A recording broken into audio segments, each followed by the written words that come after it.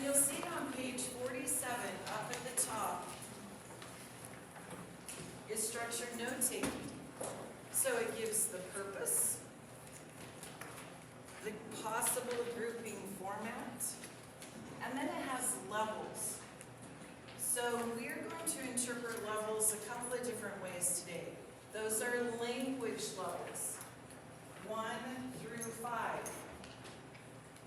But I also think of kinder. All of our kindergartners come into school, they are learning an entirely new academic language. They have not been practicing at home. First grade, same thing. So kinder and first grade could be level 1s and 2s. That doesn't mean you can't use note-taking. Just means we're going to need a little bit more support, scaffolding, guidance, model, but still a great tool for our littles. When we're talking about students with low language levels, a student who's English learner, a multilingual learner, how many of you have multilingual learners in your classrooms? All right. How many of you have students on an IEP? They present often the same. How about kids from toxic stress or poverty? They also present just like a multilingual learner. They're low language. Okay, so when we're thinking of our students and their levels, just know that this is something you can use for all kids. We just may need a little bit more support.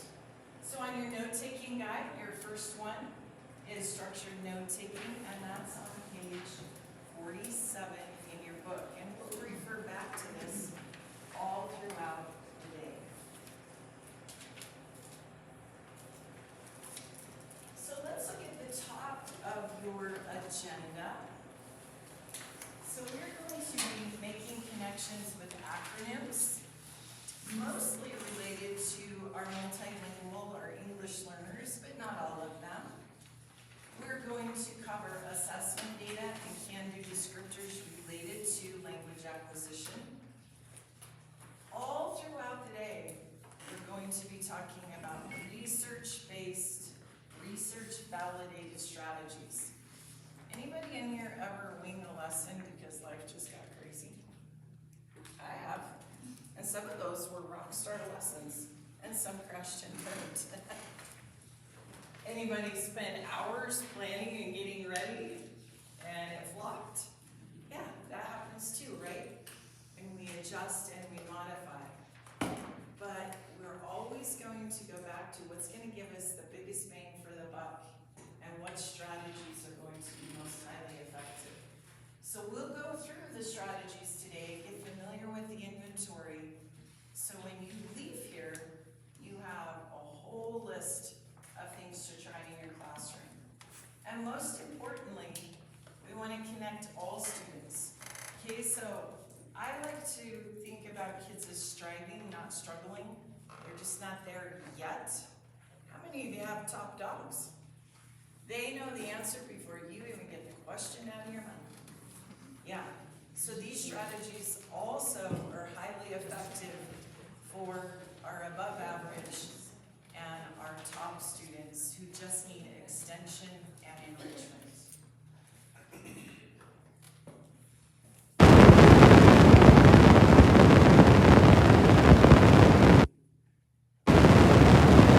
Today, that after about 10 minutes of oral input,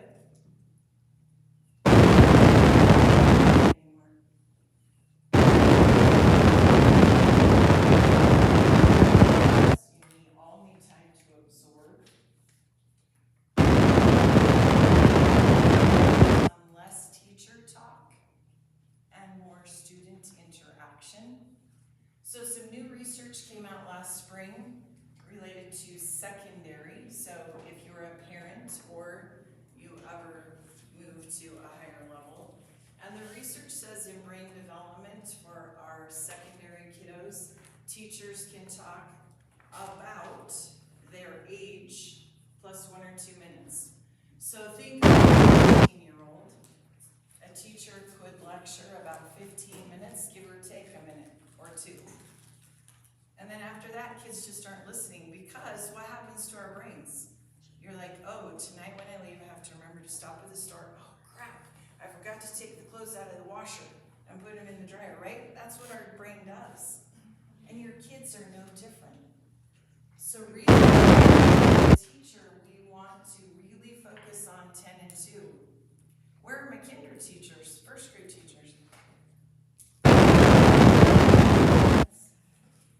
You're sitting there like, no way, how long? Maybe 5. So for you, it's going to be 5 and 2. At the beginning of weeks of school, it might have been 3 and 2, right?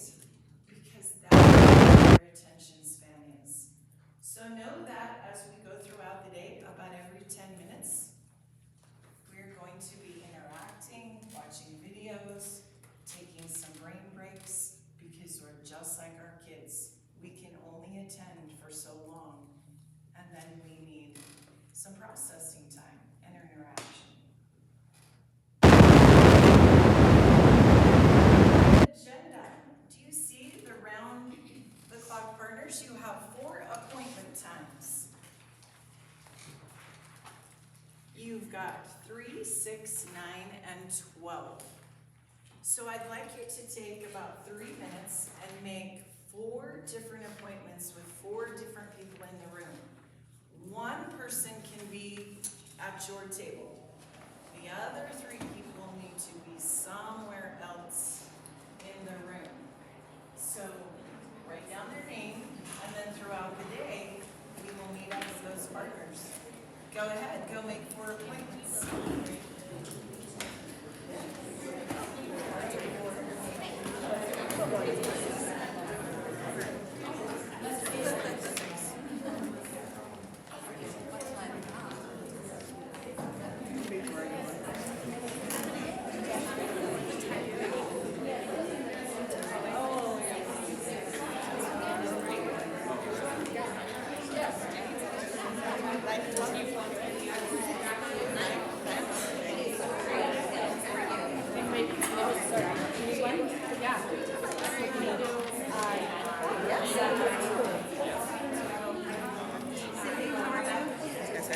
Do you have a 12? 3 or 12? 12. 12, okay.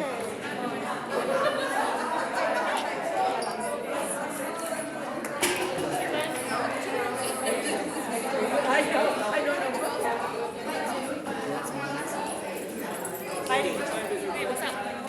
What time did you put Jordan? You doing it? I need a 9. Jordan, I took you off.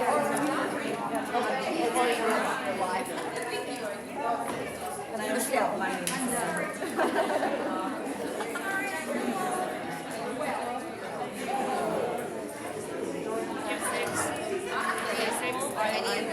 Hey, can I be your 6?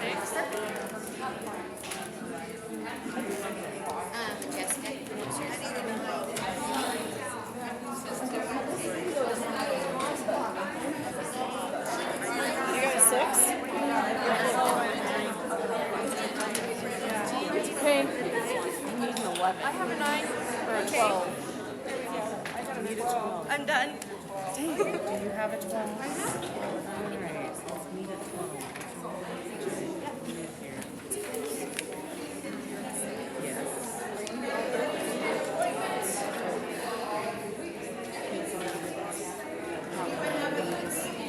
Probably. First Easter Valley View Drive. Yeah, in the middle. Yep. Down around the corner. Yep. Okay.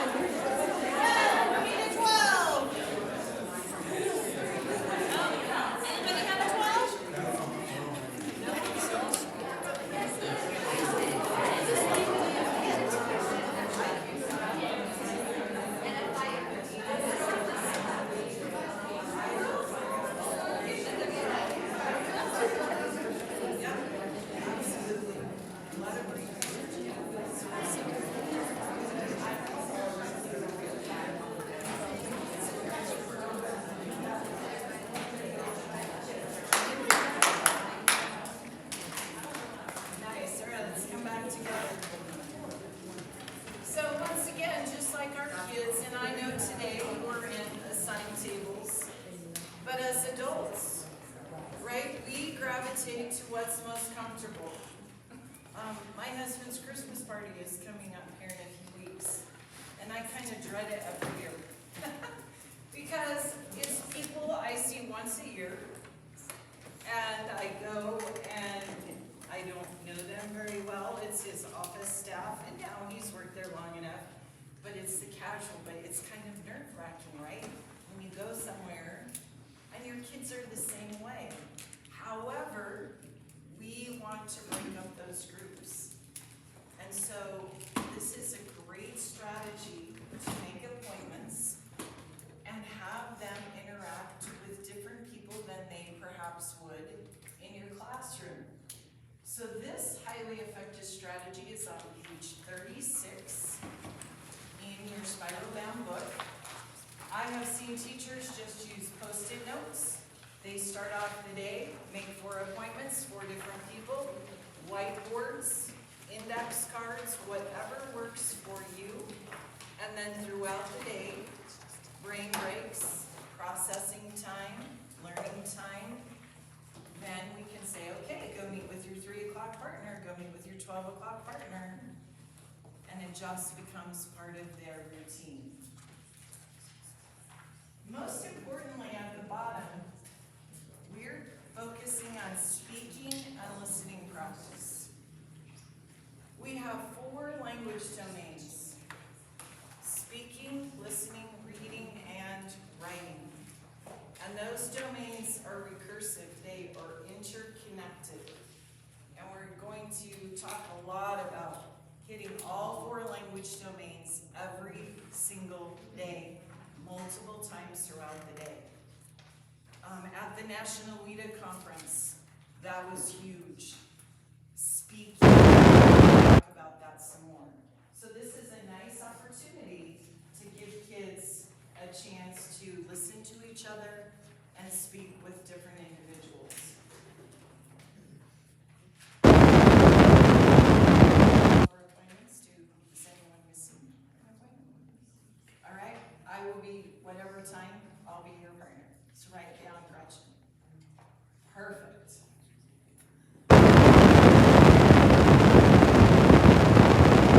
From your table.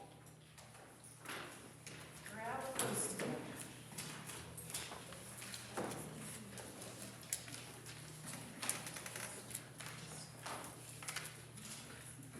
So this is another highly effective strategy. Think, pair, share, and square. Thinking time is quiet time, no talking. On your Post-it, I want you just to brainstorm which of these acronyms do you know, or you could take a guess at. Okay, so let's do the first one together. What does EL stand for? You got it, English learner. Everybody write it down. There's your first one.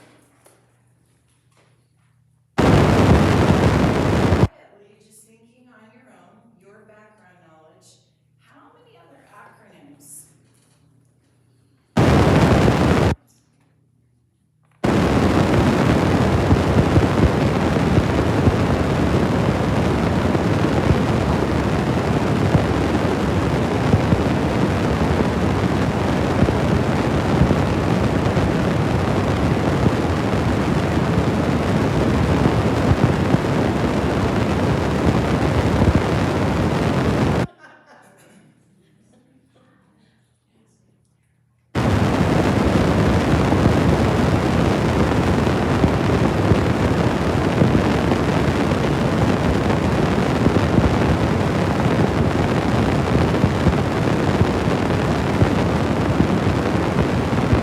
Table groups, I want you to pair up. See if you can give one, maybe an answer you had, and get one that maybe you didn't have. All right? What else can you add to that?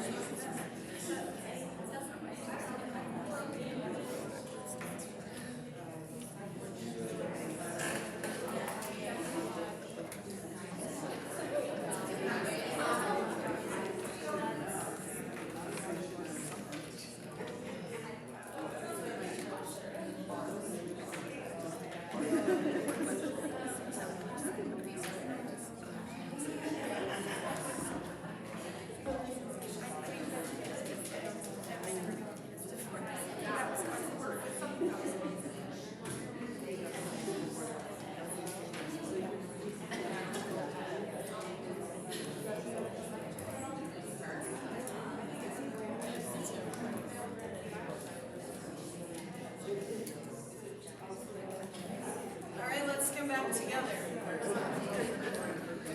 So this strategy always makes me laugh because my dear brother-in-law was 27 years in the business industry and one day quit his job and decided to be a teacher. And so he's alternate route certificate and he loves it, but he finished about Christmas time. And so we told him, oh gosh, John, you're going to start substituting. Go to the upper elementary or even middle school. Don't start in kinder first year. Oh, he didn't listen. And literally his first substituting job was the Friday before Christmas break. First grade, and it was snowing. So my very best friend, Lori Sam, he was in the room right next to Lori, and she could hear like the walls rumbling, right? And so she sneaks over, opens the door, like, John, are you okay? And he's wide-eyed, and he said, I just told him think, pair, share, and I can't get him back. So whenever we teach a new strategy, it's model, model, model. This is what it should sound like. This is what it should look like. This is not what is okay. This is I don't want to hear. And you're the same, right? If I don't give you some guidance in what to talk about, it might be, I know Amanda has an event tonight. She might be talking about that. Or somebody might be saying, hey, when we go shopping in Logan tomorrow, right? Because we're just like our kids and we do bird walks too. But model, model, model. Okay, so we thought we brought our own background knowledge. Some of you had quite a few. Some of you maybe only had one or two, and that's okay. That's what you're bringing to the table today. Pairing and sharing. We learn from each other. Maybe you got some more answers and you were able to give some to a partner.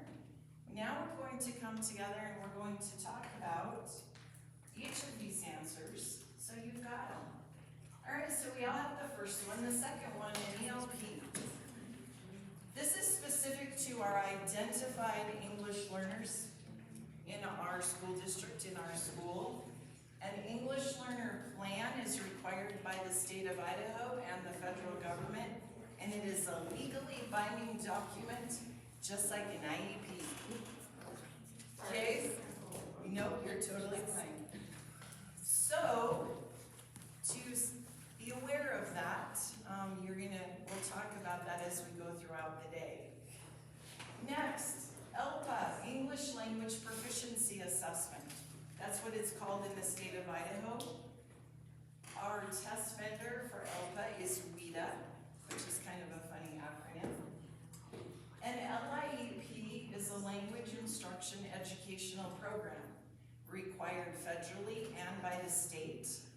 But it's up to every school district to decide what's that going to look like. Okay, so Preston is going to look dramatically different than West Ada, who has 1,800 English learners and a lot more money, right? So we have to have a program, and there are some parameters, but school districts get to decide what that looks like. ESL is an old term, English as a second language. We have so many kids now that speak 3, 4 languages. My last year as federal programs director in Pocatello, we had a young man who got a full ride scholarship to Stanford, who spoke fluently 5 languages and was literate in 3 of the 5, meaning he could read and write. He did not need our help, right? He was a top performer. Next, ELD is that English language development. All of our kids are developing their English. Every one of them. They're not there yet. And every one of you is a language teacher because you are teaching academic language and social language depending on what background kids come from. Gone are the days where we send them down the hallway and we say, oh, just let Mrs. Kinghorn fix them. We are all accountable. ELA would be English language arts, your curriculum, but for this, it's that acquisition piece. How many in here are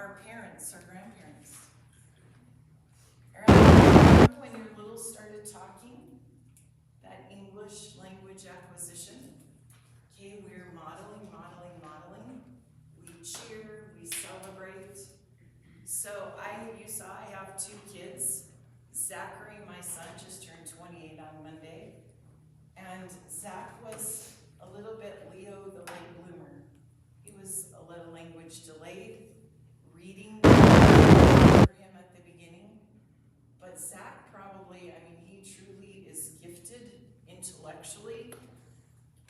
And words clear. In his kitchen, he drops his bottle and he says, "Damn it."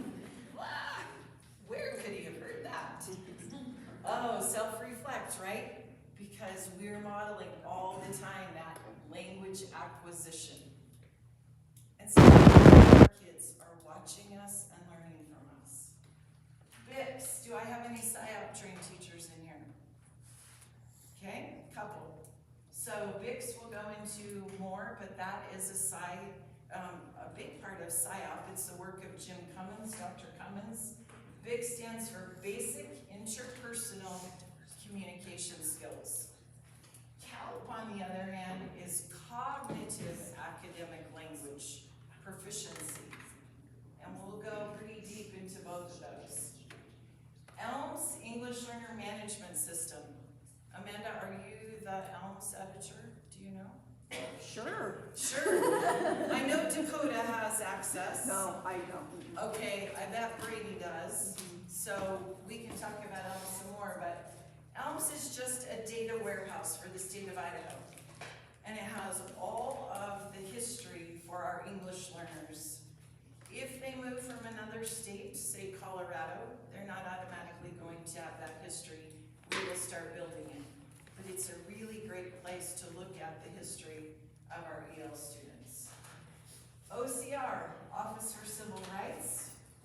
EEOA, Equal Education Opportunities Act. We're going to spend some time on that this afternoon because in the last 2 years, there have been 3 pretty big lawsuits in the state, in the Boise Valley, and the school district lost every one of them. So we need to be aware as professionals, because when you go to court, if you say, oh, I didn't know that was law. Yeah, that doesn't hold up. Okay, it's your professional responsibility to know what the law is. Next, WIDA, that's a funny one. I heard someone say, oh, it's Wisconsin. You're right, it started in Wisconsin, but it stands for World Class Instruction Design and Assessment. WIDA is the test vendor. They have an incredible website, a lot of great resources, and we'll spend some more time on that later this morning. All students in our classrooms, every single one of your kids is an English learner because they are acquiring academic language, and it is our responsibility to help get them there. And then last, multilingual learners. Okay, because we have kids who speak more than one language. They're multilingual. Over any of the acronyms.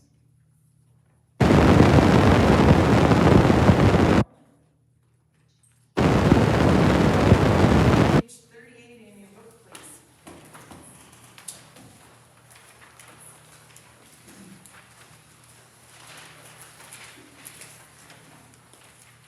Thinkershare is a terrific teaching and learning strategy. It gives students who need some more time to reflect before responding, so just some think time. Some of us, if we're asked a question in a split second, you've got the answer. For some of us, it might be like, oh, give me just a second. Our brain is like a big filing cabinet, just with thousands of files. And sometimes we can grab that file instantly, and other times it's like, ooh, gotta find it, have to retrieve it, need a little more think time.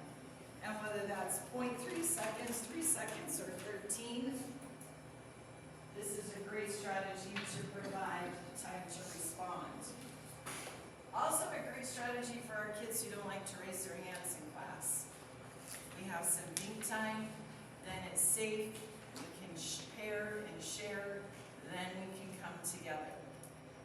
You can use Post-its, scratch paper, whiteboards, notebook paper, whatever works in your classroom. But the point is, we want to develop strategies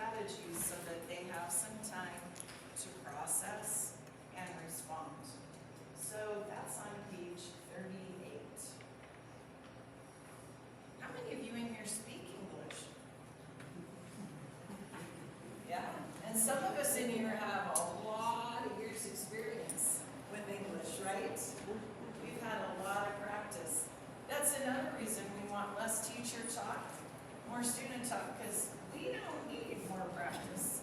Our kids do. So let's, practice this. So I want you to kind of feel what it feels like to be an English learner. And I want you to meet up with your 6 o'clock partner, and you're going to decide who's number 1 and who's number 2. The first partner is going to tell about the morning.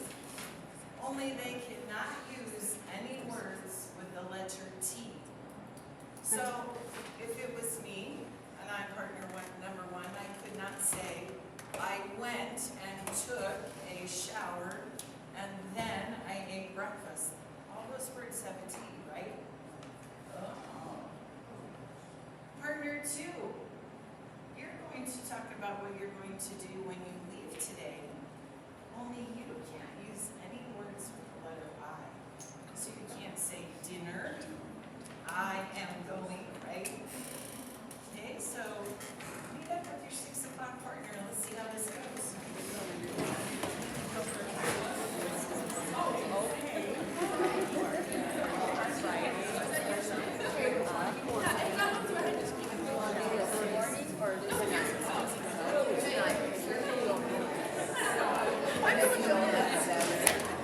Sorry, she's I'm sure you're bummed you want 1 or 2. Oh, you're my 6 o'clock. No, you're my sister. Watching scenario. Only number 1. I can't use the T. The I. Anything with the letter I, you can't do.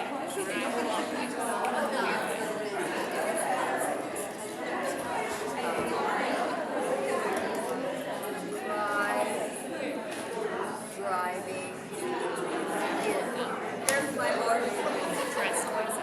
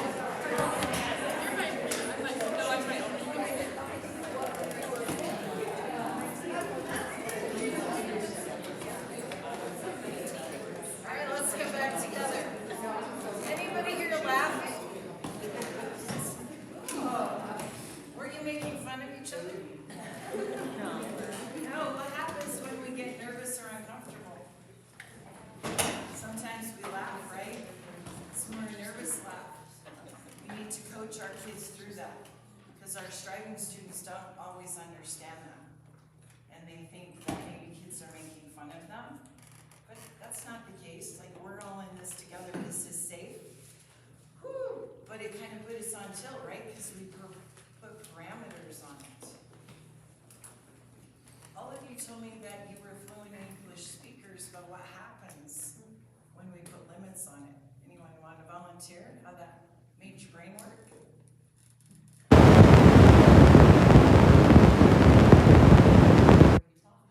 Yeah? Right, so it slows you down, doesn't it? You have thousands of words to choose from, but all of a sudden it slows down that processing because you've got to find specific words. Okay, I noticed over here we had a real visual person. Where were you looking? Right? Okay, we have typically 3 learning modalities: visual, auditory, and tactile kinesthetic. Watch your kids. Okay, to look up, they're looking at environmental print, they're looking for something out of the sky, right? Auditory, they often look down. They want to filter out the distractions and just listen. Tactile kids, they like to touch it, feel it, do it. They like manipulatives and science experiments. Now the truth of the matter is we all learn each way, and some are more a strength than others. For me, I'm tactile, kinesthetic, and visual. I don't like audible. I don't like listening to books. I like turning the pages. Even on a Kindle, I like to see the words and turn the page. My husband loves audible. He's so different. Now think of education. Okay, I can learn from listening. It's just not necessarily my strength. Where you're auditory, so if you're talking a lot, that's great. Who are your visual kids and your kids who need to touch it and feel it? How are we planning that?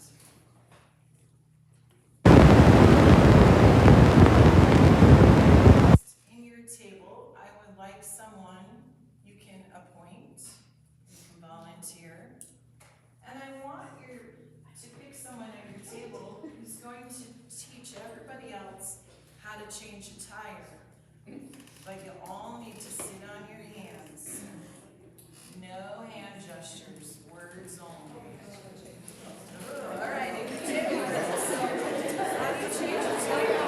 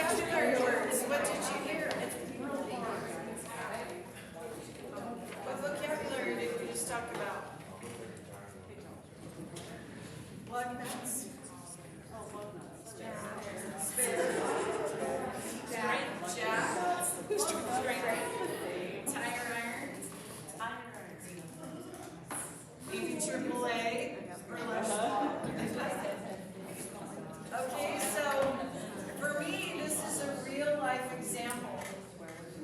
My sweet dad, when I got my driver's license, I vividly remember sitting down at the kitchen table and he said, okay, Gretchen, you now have your driver's license. I had enough money. I bought my own little tiny Datsun pickup. That's how old I am. Datsun is no longer a company, right? And my dad taught me how to change a tire at the kitchen table. Well, what did I tell you? What learning style are my two preferred and my strength? Visual and tactile, right? So I didn't really do so well learning how to change a tire, listening auditorily. But when we think about it with our kids, that vocabulary. So when we bring in visual supports, what's a tire iron look like? Let's just start with spare tire. Does every car have a spare tire in exactly the same place? No. Some new cars don't even have a spare tire. If you have a pickup truck, it's usually under the bed, or it could be in your back, right, in a hatch. And then a jack can look differently. So thinking as a teacher, whenever we can bring in a visual graphic support, learning goes up. We're going to talk some more about that here in just a minute. Because we're throwing out vocabulary, but if I say love that and the kid's never heard it, never seen it, that's really difficult to anchor into our long-term memory.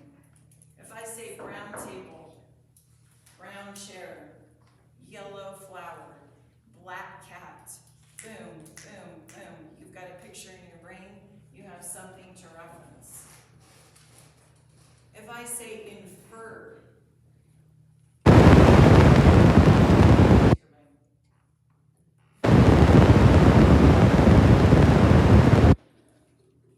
predict,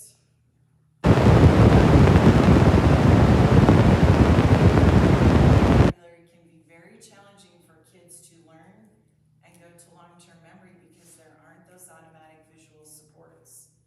So whenever we can bring in a visual support to learn new vocabulary, learning goes up and it's more likely to go to long-term memory. All right, one more example here. This is an ISAC question from 3rd grade math. It's missing content vocabulary. So we have some basic high-frequency words, sight words, but it's content vocabulary. So in your table groups, I want you to just take a shot of filling in the blanks, knowing this is a math question. Go for it. See what you can come up with.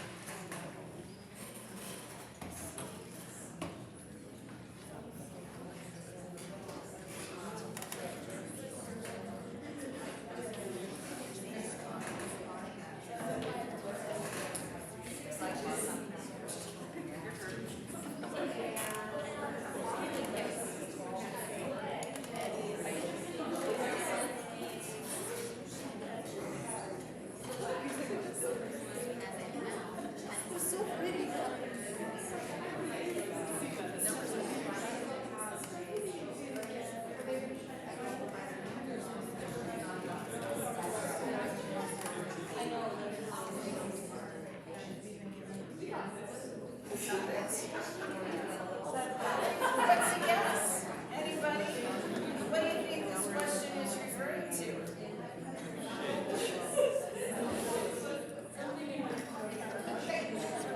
I heard shapes, I heard weight and measurement.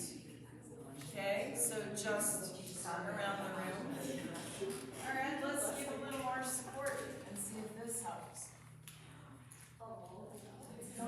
Okay, so this is just missing specific content vocabulary.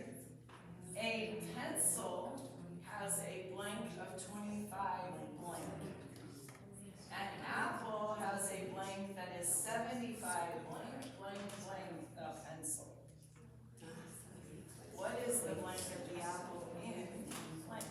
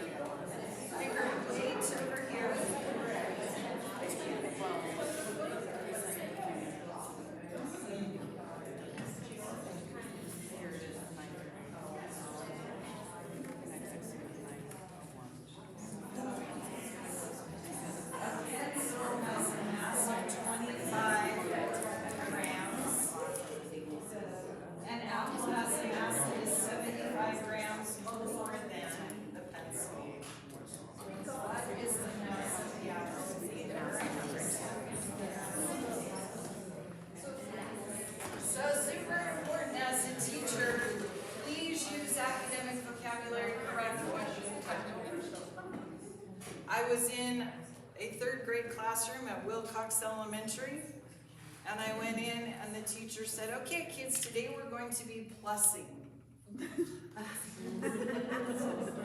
Okay, probably no other teachers, especially in that building, uses that term, right? That's very confusing to kids. Kids may understand addition, right? It's that they can add, but we want them to absolutely know the academic language associated with it.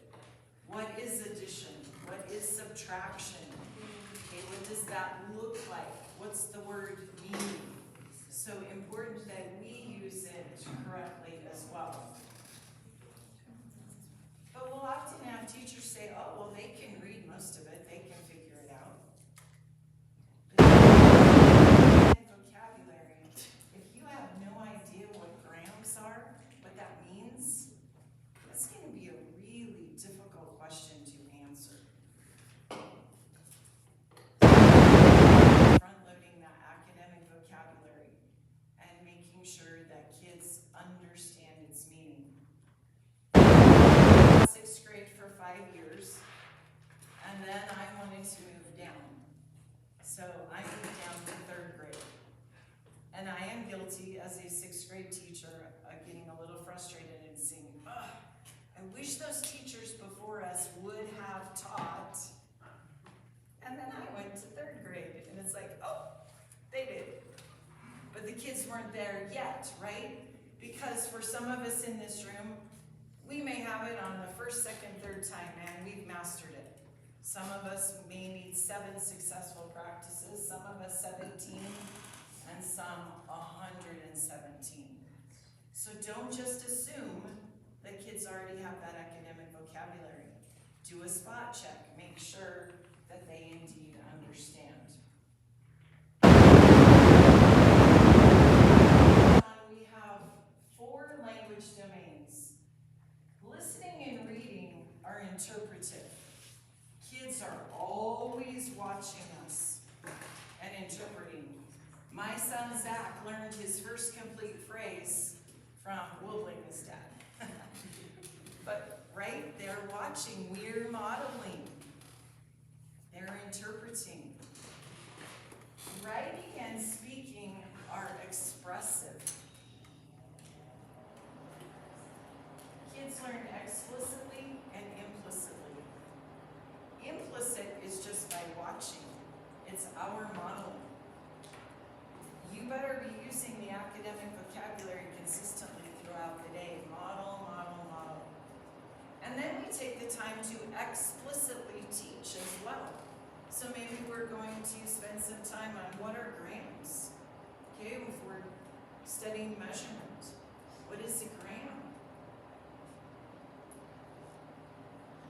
Those are interconnected. So you don't learn speaking without listening. And I guarantee if you have kids struggling in reading, it is because writing is a weakness for them. They are recursive. And as writing improves, reading improves. I often hear, oh gosh, Gretchen, we just don't have time for writing. And my reply is, you don't have time not to write. Writing can be on a Post-it note, a dry erase board, scratch paper, their notebooks. But writing helps long-term memory. And as writing improves, reading. So think of that. It's all recursive. All 4 domains of language need to be hit all throughout the day. This is a terrific book. I read it about 4 years ago, but I think it's even more relevant now. Other people's children, cultural conflict in the classroom. Remember, our kids come to us in the language in which they are loved. That may be another language. That might be a home that uses a lot of 4-letter words, a lot of yelling, few affirmations, but a lot of prohibitions. Might be a quiet home, not a lot of language, not a lot of interaction.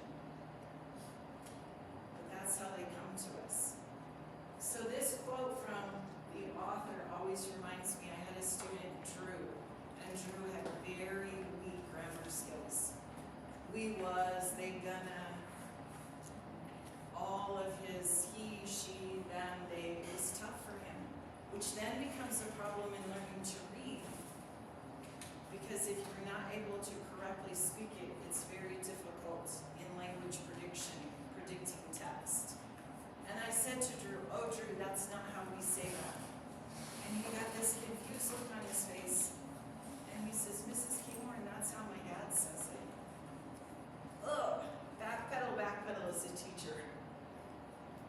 Because we always want to honor the home. We don't want to disparage the home. So then I needed to explain to Drew, okay, that's home language, but at school, this is school language. And so expanding that for all of our kiddos. Okay, so remember, you're modeling all day long, implicit body language. All right, kids, it's time to take your math books out.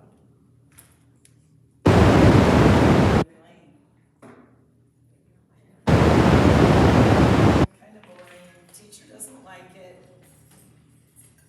Roller chair teachers, some of the least effective from the research.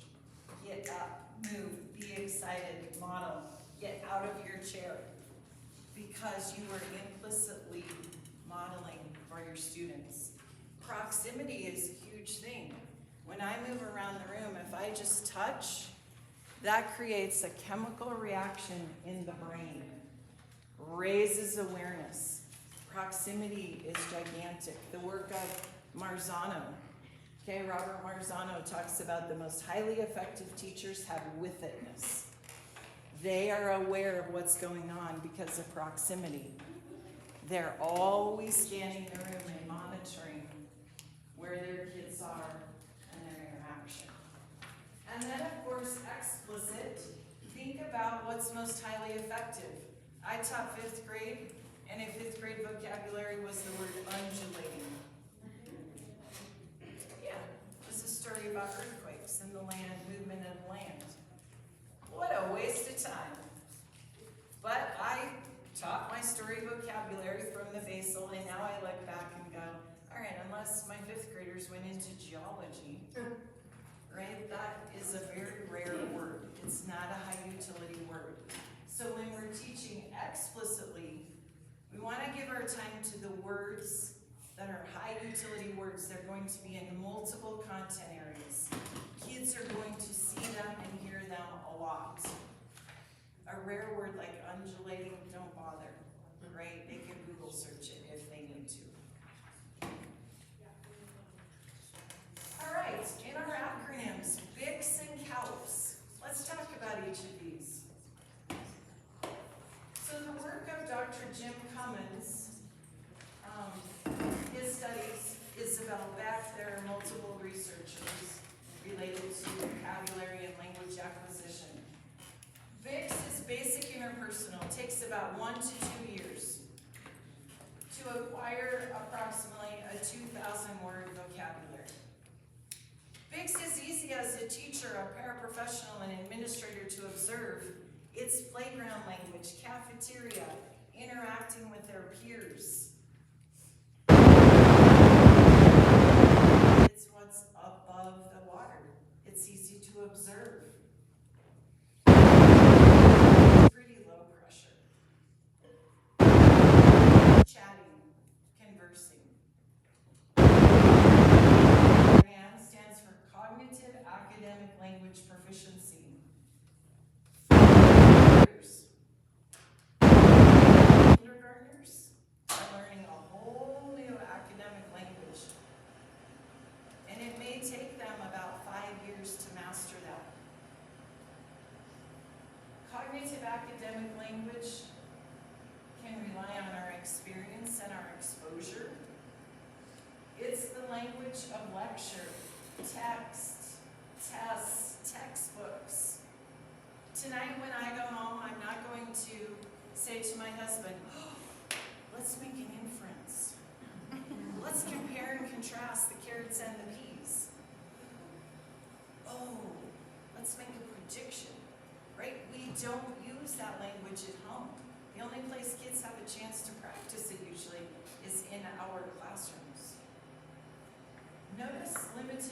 interaction. So if, as teachers and paraprofessionals, we're the ones dominating the language, they're not getting a chance to practice it. We need to give kids the opportunity to practice our academic language we're learning. Academic language tends to be more abstract. I gave you the example of black cat. Woo, you get a picture of it. Infer, not so easy. And then notice the last one. It's very high stakes. It's ISAT tests, WIDA tests, IRI, chapter tests from a book. Okay, so it's usually pretty high stakes, and here's the tricky part. Calc is everything under the water. It is very difficult as a teacher to observe. It would be amazing if we could open up their brains and say, okay, what academic vocabulary do we need to work on? But it doesn't work that way. So we see kids with low ISAT scores, low IRI scores, or kids who don't like to write. We give a writing prompt and it's like, oh, this is stupid. I hate writing. Is this a grade? Can I go to the bathroom? Avoid. Because low vocabulary kids don't like to write. It's hard. Okay, so BICS, basic interpersonal, very easy to observe. Calc, under the water, that's that academic language that we're teaching in school. All right, I'd like you, just a partner sitting next to you, to take a Post-it note, and I'd like you to just map BICS. I've got a little visual support there for you. BICS is basic interpersonal communication, it's dialogue. But I want you to put some other key words. Calc, academic. Then in the middle, replicating this graphic organizer, I want you to tell me the overlap. Okay, so if we're comparing and contrasting, on the outside they're different, but what's the same about each of them? Come up with 3 key words.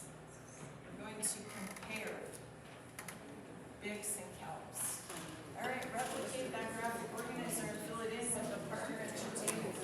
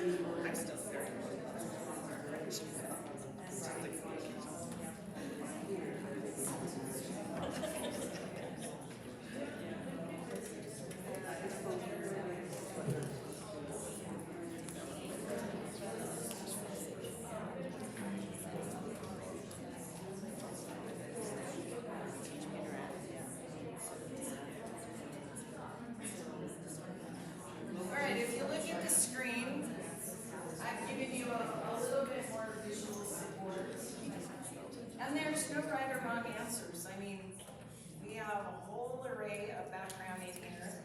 So just some ideas. We learned VIX. It's just that basic interaction. And we know for kids it takes about 1 to 2 years to get basic vocabulary. Calc, we know it takes a lot longer. It's high pressure. It's the language of text and tests. It's that academic. They're both language development, right? It's important to be successful in this world to have both. So now I'd like you with your partner to complete these 3 sentence stems. No right or wrong answer, whatever you think, your grade level, complete each of those 3 stems.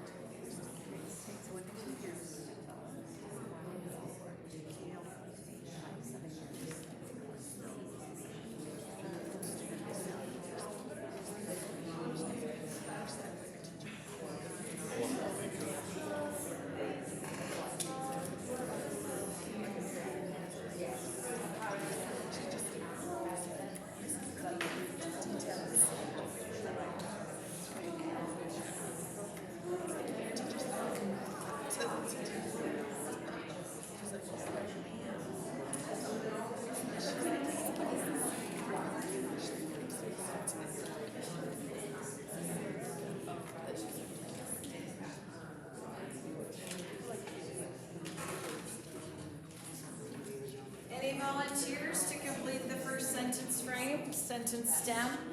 VIX and CALP are similar because... Go ahead. You're all right.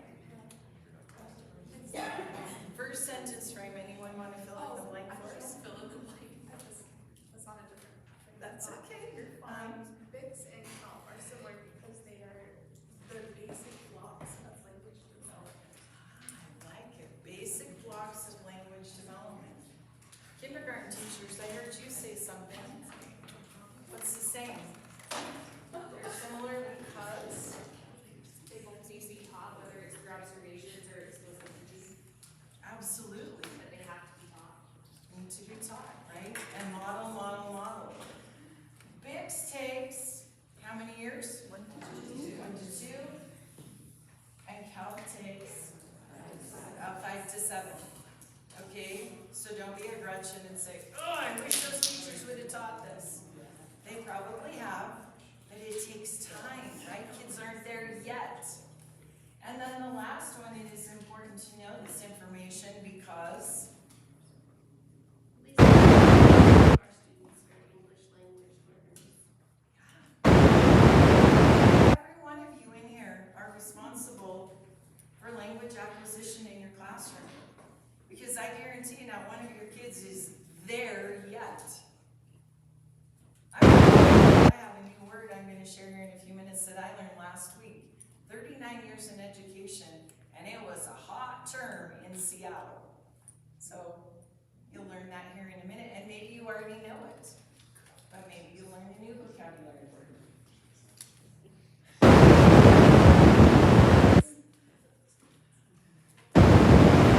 Anybody heard of the term oracy? Ah. You want to define it for us? No. No? There's orthography and there's a couple of those. Okay, so 4 different sessions, national people. And I went to a tremendous presenter from Brazil. So I went to the National WIDA conference 2 weeks ago in Seattle.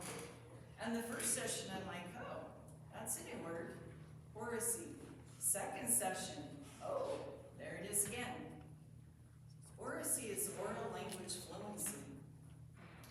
But when you look up the research, brain research over and over and over, students cannot become fully literate if they are not orally fluent. Awareness and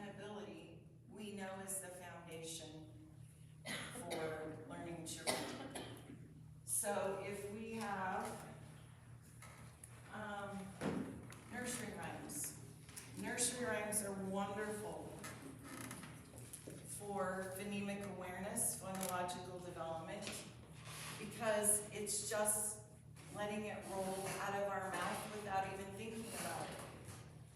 So say the nursery rhyme with me. Humpty Dumpty sat on the wall. Humpty Dumpty had a great fall. All the king's horses and all the king's men couldn't put Humpty together again. There's phonemic awareness. There's oral language fluency.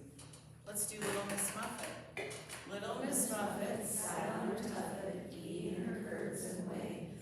Along came a spider and sat down beside her and scared Miss Muffet away. Awesome.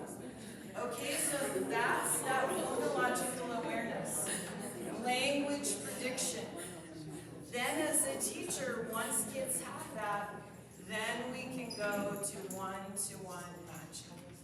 Right? Then we're going to go to print. And knowing that print is meaning. Please don't ever, ever cover up the pictures. That takes away comprehension. We want kids attending to the print, and looking at the pictures is a good thing. Comprehension goes up. Oracy. So comprehensible input is tied to that. Comprehensible input is the input we give to kids. I really like how you articulated that in a complete sentence. Right? Your reply was perfect because it was a complete thought. Comprehensible input is how we're behaving. It's back to this, take your math books out, or woohoo, let's go, it's time for math. Right? That's comprehensible input to our kids. Pointers, when we take it to print, then we get them to one-to-one matching. Okay, so for oracy, over and over 2 weeks ago, we learned from brain research, if kids are not able to orally articulate it, it's going to be very difficult to read and almost impossible to write. So I'm going to use the word celebrate as an example. If celebrate is not in my oral speaking vocabulary, that's going to be a pretty tough word to read because it's not phonetic. And when it comes to writing, I'm not going to have any of my writing vocabulary either. So as a teacher, be thinking how you can plan and ensure time throughout the day for students to speak and engage. And that can be really scary because when I turn the time over to kids, I've got to get them back. My brother-in-law, John, struggled with that when he started. First graders, think, pair, share. And he couldn't get them back, right? So we need good classroom management. We need modeling. We need routines. And when we're introducing a strategy, here's what it should look like. Here's what it should not look like. As a teacher, be thinking, how? How are they going to be talking and engaging? Round-the-clock partners, note-taking, think, pair, share. What's that going to look like? What social skills are needed? Anybody have some behavior problems? Yeah, probably a few. Who are we going to buddy up and who are we not going to buddy up? Okay, that often takes some deliberate planning and strategic thinking on our part. What vocabulary and phrases do we want kids using? If I want to hear Bix and Kelp, I'm going to model that for you, direct you through that. I don't want to hear about shopping at Walmart, right? But that's the model. I provided sentence frames for you when we were talking about Bix and Kelps, and we may need to do that for our low vocabulary kids.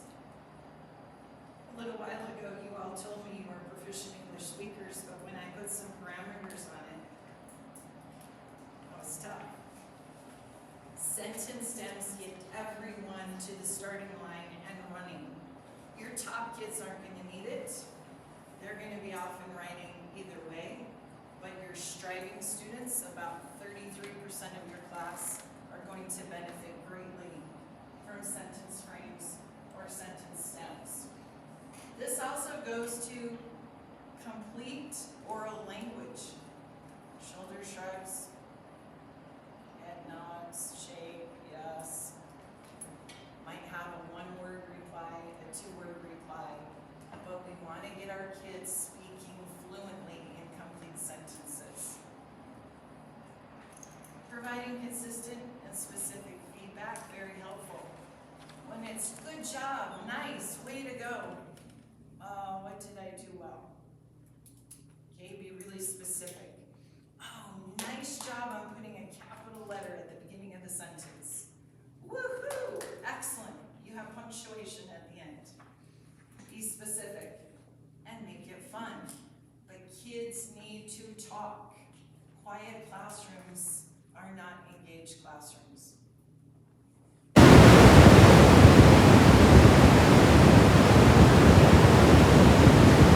All right, content objectives.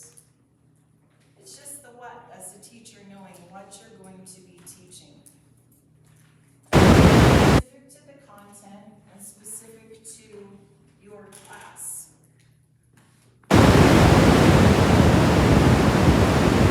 Or can do. Anybody? Okay, some buildings do. Objective on the other hand, so as a teacher, you know the content you're teaching. But now I want to push you a little bit and extend your thinking and be thinking, okay, I know the content I'm teaching, but how am I going to weave all 4 domains of language into that objective? So tell me, what are those 4 domains? And we're going to do that all throughout the day. And it may be just a post-it note. It may be a whiteboard that they're writing, but we want kids writing. Share and apply new information through language. It might be speaking, reading, writing, or it might be listening to us or to their peers. Language domains so they can demonstrate their knowledge and their growth, and then perform those academic tasks.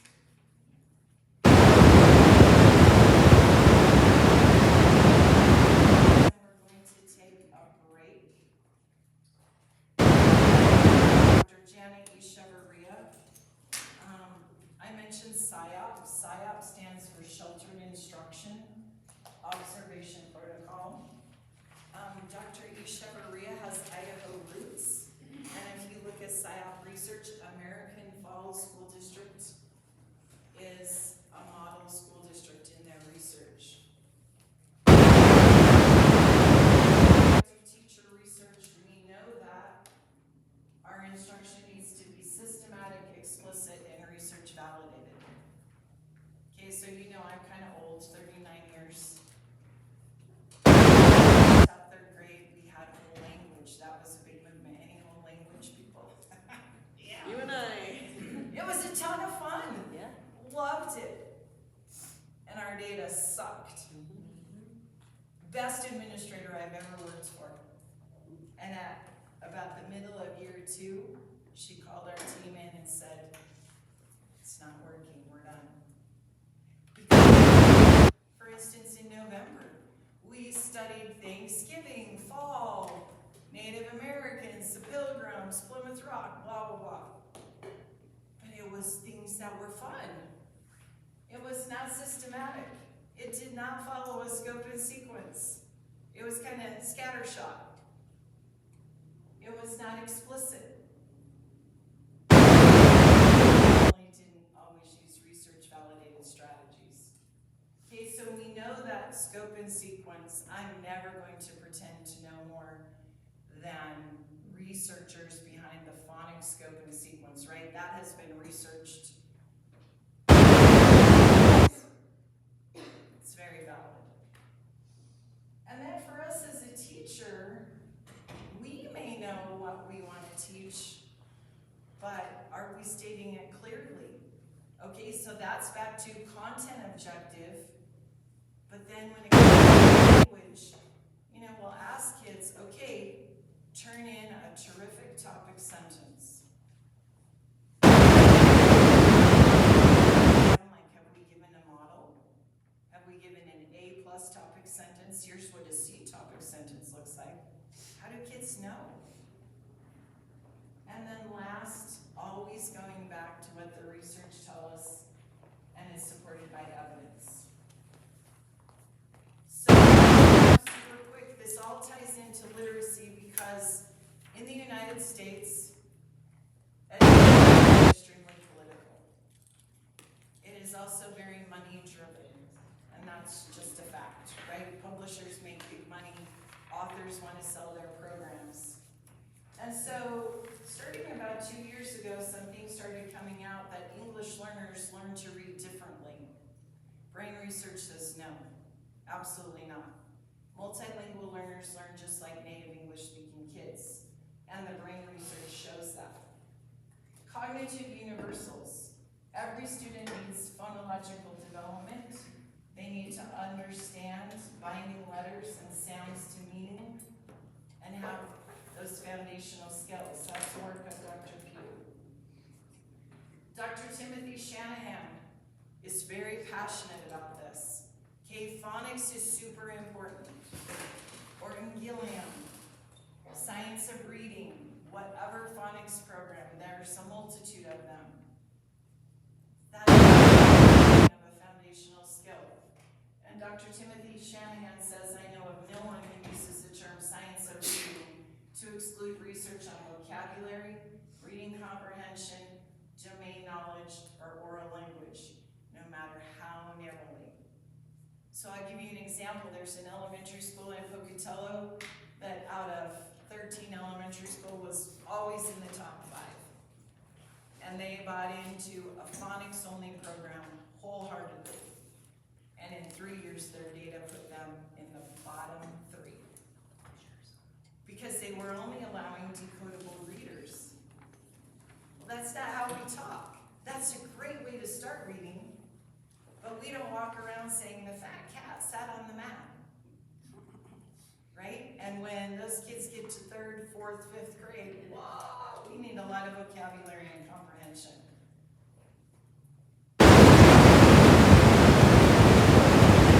Let's talk about this word. Read it to yourself. Know exactly what it is. Anybody?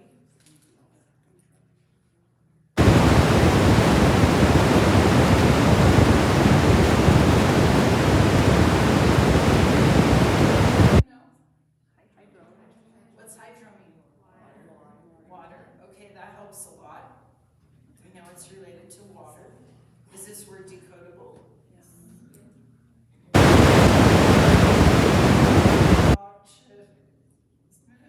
Kind of hard. Does this?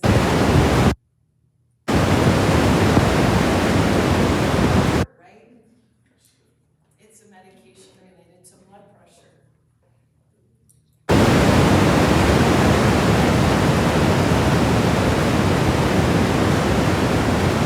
This. Read this quietly.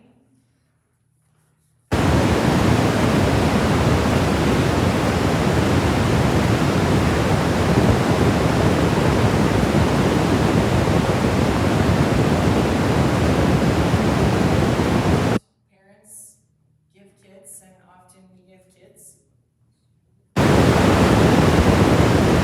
Sound it out. How often does that work in the English language?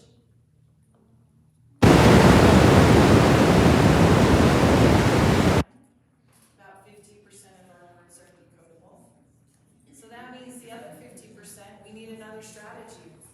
What would make sense? What sounds right? What do you think it could be? Look at the picture. Get your start with the beginning sound. It's very unpredictable. And here's some good examples of that.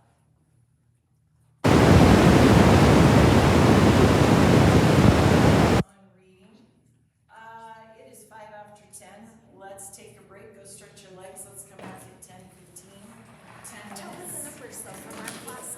Isn't it only 4% that are really not? Oh, yeah. Well, if you don't know.